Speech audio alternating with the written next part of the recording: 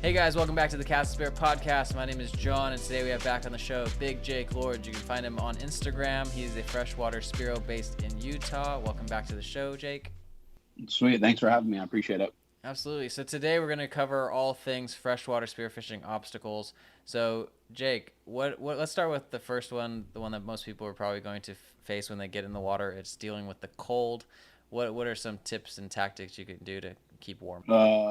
If you're okay with peeing in your wetsuit, which I completely am, I always drink a gallon of water, so I'm just like peeing like a racehorse. So, because I'm always okay with washing my wetsuit after. Like as crazy it sounds, is peeing in your wetsuit actually keeps you warm because Now, you'll be swimming and you'll be like, oh, and then you'll be like, you'll like get a feeling that you're gonna start peeing, and then you're gonna start peeing, and then be like, oh, so much warmer. And it's just kind of that release of like, oh, I just went pee too. thank goodness pee is sterile. What do you do? Because if you dove for a long time, right? Have you ever gotten like your skin I think it's called like flocculitis or something, where you actually feels like big cystic acne after a day of diving for a long time? I mean, no, I've never dove in that like cold water. I mean, I think the cold water, the longest I've ever been is like 3 hours, and like to be honest, there will be some times where I'll be in the water for 10 minutes and I shoot. Like I don't go in there and try and limit out every time. Like if I shoot one or two fish and I'm like, hey, I got dinner for the night. Feed me and my family. We're good. I don't sit there and like try and shoot fish for hours on hours to see if I can limit out. So, and like I said, I also really do enjoy spearfishing to where if it's cold water, I think the me enjoying spearfishing kind of overcomes the cold water. And some people are like, hey, I live in Florida. You know, I won't get in the water if the water is 70 degrees. I'm like, oh my. If I lived in Florida, like I don't know how I keep a job because I'd want to dive every day. Absolutely. I'm like hearing so many cool stories about Florida. I've never actually been.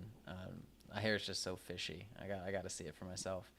How do you wash your wetsuit to make sure that it's clean? Like I've never really asked that question to anybody. So I actually, well, I mean, it's really like I don't use conditioner to get my wetsuit on. I use what they call shark snot. I don't know if you've ever heard of that. That's the Is that the kelp based one? Yeah, so it's like the kelp-based lube, Yeah. and it's so slippery, and it like honestly, it's the difference between that and like conditioner. You can feel the difference 100% on your skin. Interesting. So, but as far as like, yeah, so yeah, because I'll like what happens sometimes is like obviously like I'll dive for an hour and then I'll go drive like an hour to a different spot. So I'll be in my wetsuit, like actually soaking, just enjoying my peed, you know, wetsuit for like 5 to 6 hours. So like I'll take my wetsuit on and I'm like, oh, I stink so bad.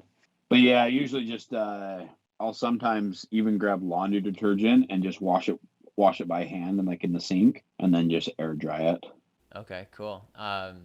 Yeah, I think that's my problem. I don't wash it that much with soap. I just like make sure that I try to rinse and then like kind of hang dry mine, but that's probably not good for how But wait, long I'm in the but water. when you're in the salt water, I feel like everybody rinses their gear off anyways because of the salt. Hmm. Or freshwater, you don't really have to deal with that Oh, that's good. That's a good because point. it's fresh water. Now we got through the cold. It's like get the right wetsuit, pee in it. Now let's deal with some like murkiness of the water. Is there anything that you do for hunting wise to make it easier to find the fish? Are you shooting at shadows? Are you not going in when Yeah. it's super cloudy? No, I mean like you can pretty much tell from like walking up to the shore. You can kind of tell, be like, oh well, visibility is going to be 3 feet. It's probably not worth getting in the water if you can't see the end of your spear gun. Um, so I always try and if it's I try and make it to where it's either around 6 to 8 feet. Like I'll still get in the water because yeah, like you can dive down to 30 feet past the thermocline and you can still find fish. Do you bring a flashlight or is it all natural light? All natural light. Yeah, you can't use a flashlight or what they call in Australia or New Zealand a torch. Oh, it's just like it's against the regulations. Yeah. Wow, eyesight. I did not think the ability to see would be against the regs. Interesting. And then okay, so that's murky water. Do you have any issues with like fallen tree trunks? Like, have you ever gotten to sketchy situations with like underwater structure, like limbs sticking out? No.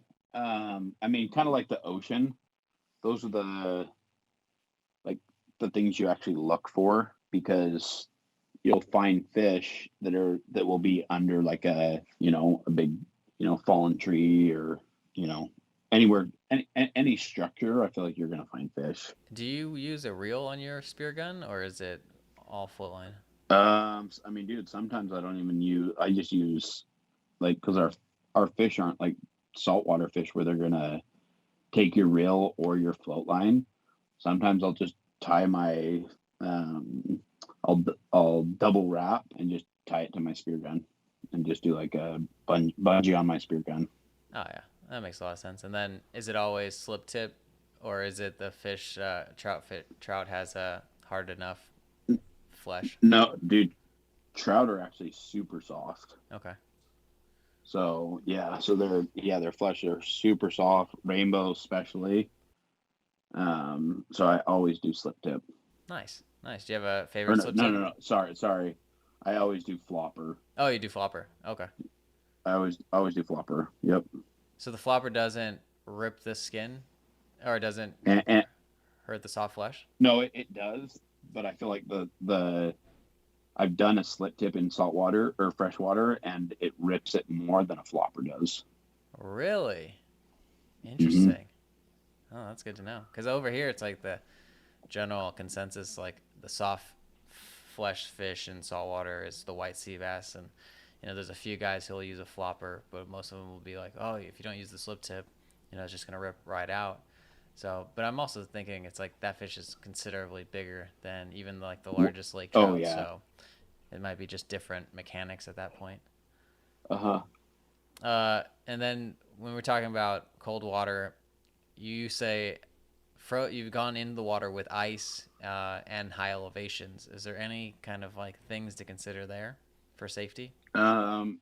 Yeah, I always just like when I'm doing high elevation, I'll do like you know O2 and CO2 or O2 tables before I get in the water, just so my lungs and I'll do them at that elevation, so just so my lungs are kind of stretched out and kind of used to it before I go dive. And like, dude, it really is crazy. Like diving to 30 feet, you're down like 30 seconds down, and then you're back up to the surface, and your breathe ups are like 3 minutes because like you really like. And yeah, it's totally different. Like the fish do not get as big, so you're having to get a lot closer to shoot them, and you have to be like obviously really still, like you're almost just kind of gliding in the water instead of like kicking, because yeah,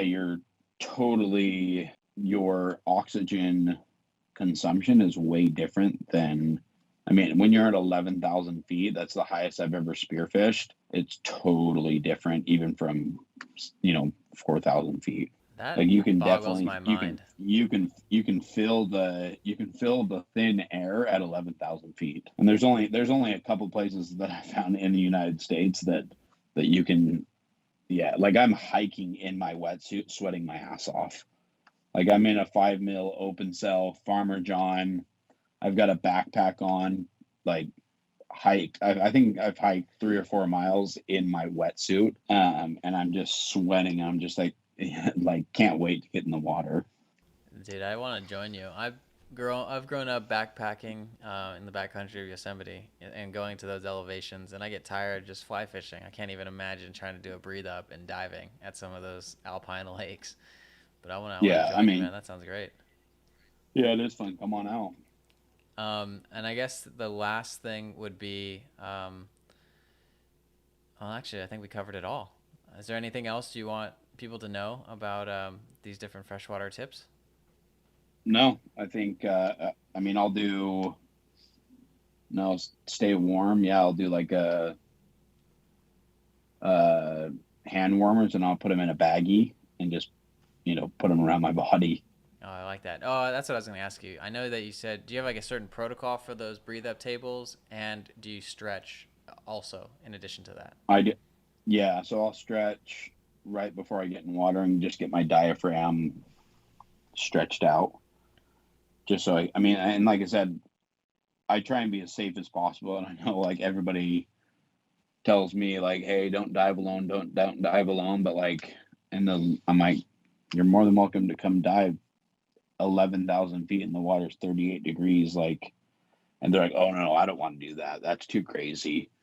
And I'm like, well, well, I'm not going to not go spearfishing because I don't have a dive buddy. Yeah. So then when you do dive alone, you just kind of keep it longer intervals, just kind of. Yeah. Well, I'm not pushing. Like, I'm literally like diving down to the deepest I dive by myself is 30 feet.